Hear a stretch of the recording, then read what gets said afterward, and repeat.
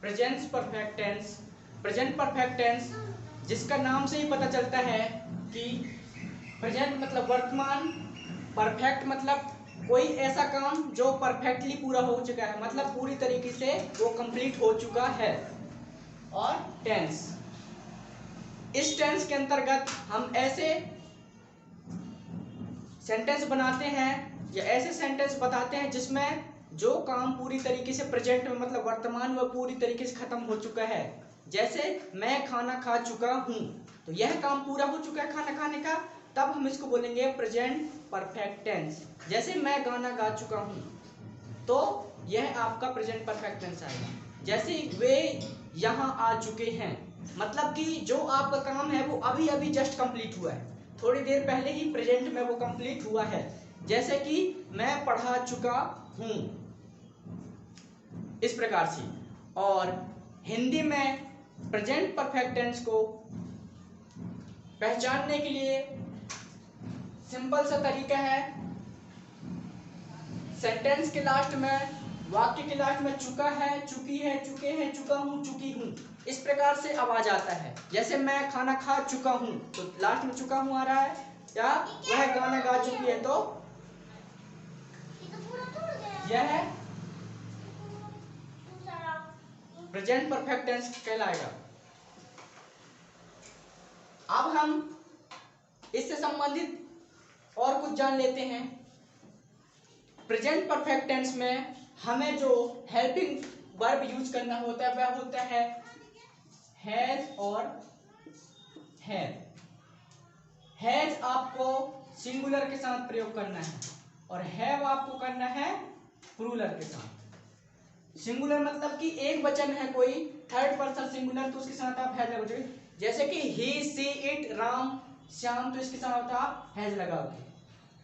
और बाकी प्लूरल के साथ दे तो हैव, दे, वी, इनके साथ हैव। और आई और यू के साथ भी आपको हैव लगाना है। इसमें याद रखना है आपको, आई भले ही सिंगुलर है पर आपको इसके साथ भी हैव लगाना है और यू के साथ भी हैव लगाना है, क्योंकि यू को हम हमेशा प्लूरल काउंट करते हैं।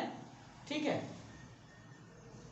यह तो हो गया हमारा प्रेजेंट परफेक्ट टेंस में उसकी पहचान करना और हेल्पिंग वर्ब के बारे में जानना। अब हम इसका स्ट्रक्चर देखते हैं। तो स्ट्रक्चर सिंपल सा है, ध्यान से देखना है। इसमें है सब्जेक्ट प्लस हैज, हैव, इन दोनों में से कोई एक लगेगा, ये दोनों हेल्पिंग वर्ब। ठीक है, फिर प्लस उसके बाद आपका रहेगा वर्ब का आपको थर्ड फॉर्म लगेगा, जिसको हम बोलते हैं पास्ट पार्टिसिपल, V3 जिसको हम कहते हैं ना। जैसे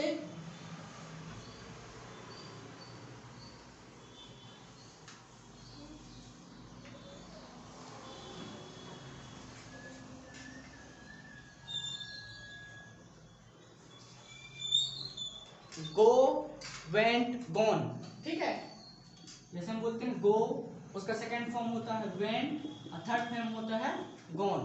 तो ये होता है आपका V1, ये होता है आपका V2 और ये होता है V3। तो आपको याद रखना है प्रेजेंट परफेक्ट टेंस में आपको हमेशा वर्ब का थर्ड फॉर्म यूज करना है। ठीक है, और उसके साथ में आपका ऑब्जेक्ट लगेगा। अब जैसे अब हम इनसे संबंधित सेंटेंस बना के इनको इंग्लिश में कैसे बनाते हैं। जैसे कि कहना है कि वह खाना खा चुका है। अब यह क्या है, वह खाना खा चुका है, तो मतलब उसने खाना पूरी तरीके से खा लिया है, तो यह आपका प्रेजेंट परफेक्ट टेंस है। अब हम इसको इंग्लिश में बनाते हैं, तो वह का इंग्लिश क्या होता है, ही। अब हमको ही क्या है, एक सिंगुलर है, तो इसके साथ सिंगुलर के साथ हमको जो हेल्पिंग वर्ब लगेगा वो लगेगा हैज। सिंगुलर के साथ क्या लगेगा, हैज। तो ही हैज, अब खाना खा चुका है, तो खा चुका है तो ईट होता है प्रेजेंट। ठीक है, फर्स्ट फॉर्म, तो थर्ड फॉर्म उसका ईटन, तो ही हैज ईटन फूड, यह आपका बन गया। अब यदि इसको नेगेटिव बनाना है, यह आपका अफर्मेटिव सेंटेंस है। अब इसको नेगेटिव बनाना है तो आपको हेल्पिंग वर्ब के बाद यहाँ पे नॉट लगाना है। तो he has not eaten food, वह अभी खाना नहीं खा चुका होगा, है ना, खाना नहीं खाया। अब इसको अब इंट्रोगेटिव बनाएंगे तो हैज आपका पहले आ जाएगा, हैज ही ईटन फूड।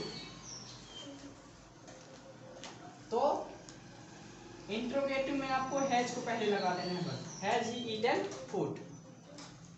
अब हम दूसरा एग्जांपल देखते हैं इसका। आपको साथ साथ में लिखते जाना है और समझते भी जाना है, ठीक है। जैसे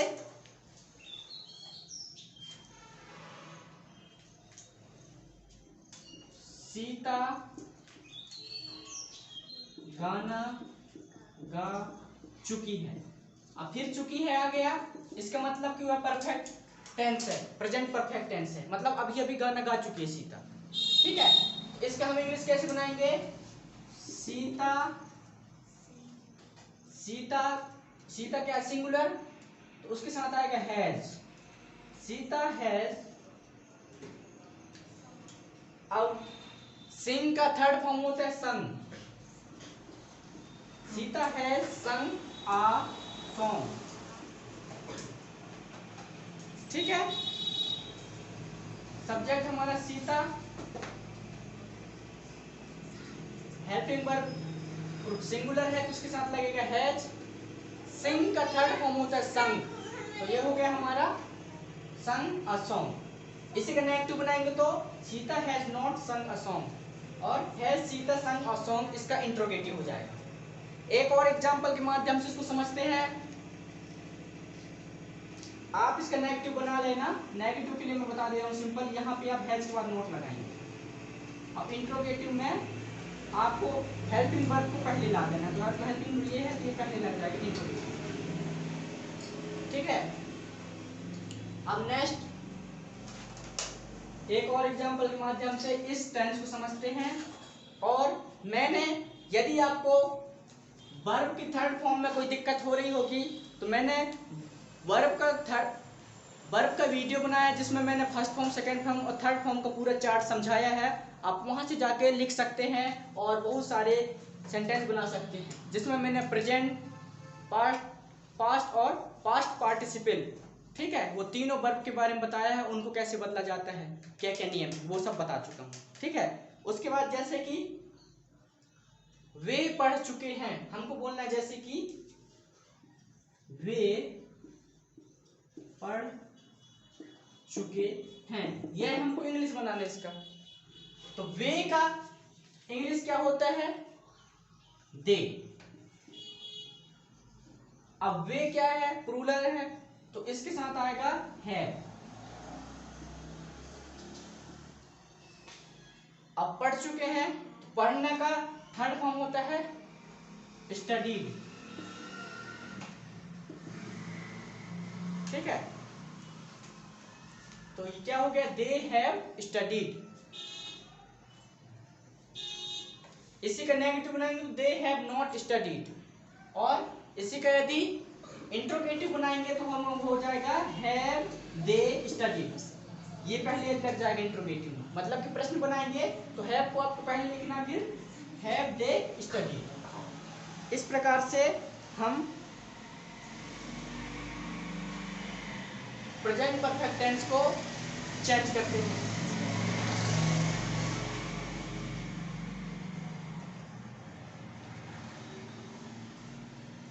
एक लास्ट वाला देखते, नाम आ चुका है, ठीक है। अब देखिए यहाँ पे हमारा सब्जेक्ट क्या है? राम, तो राम को राम सीधे लिख देंगे। राम क्या है? सिंगुलर है तो उसके साथ लगेगा हैज। राम हैज, आने का क्या होता है? अराइव, तो उसका थर्ड फॉर्म होता है अराइव्ड। राम हैज अराइव्ड, ठीक है, यह आपका बन गया। तो इस प्रकार से हम प्रेजेंट परफेक्ट टेंस को पूरे तरीके से समझ लिए हैं। आपको इससे संबंधित ज़्यादा से ज़्यादा वीडियो प्रैक्टिस करना है, वीडियो को देखना है। यदि समझ में नहीं आ रहा है तो एक बार और देख लेना है। और इसमें याद रखना है कि वर्ब का थर्ड फॉर्म लगता है और इसमें हेल्पिंग वर्ब आपका हैज और हैव का प्रयोग किया जाता है। बस इतनी ही इंपॉर्टेंट चीज़ थी इसमें। बाकी आप सिंपल से अफर्मेटिव बना सकते हैं, इसी को नेगेटिव बना सकते हैं नोट लगाकर, इंट्रोगेटिव बना सकते हैं जिसमें आपको हेल्पिंग वर्ब पहले लाकर। बस इतना ही है। तो आपको बताना है कि यह वीडियो आपको कैसा लगा। जहां भी आपको कोई दिक्कत हो तो आप कमेंट करके हमें पूछ सकते हैं। तो आज के लिए इतना ही, धन्यवाद।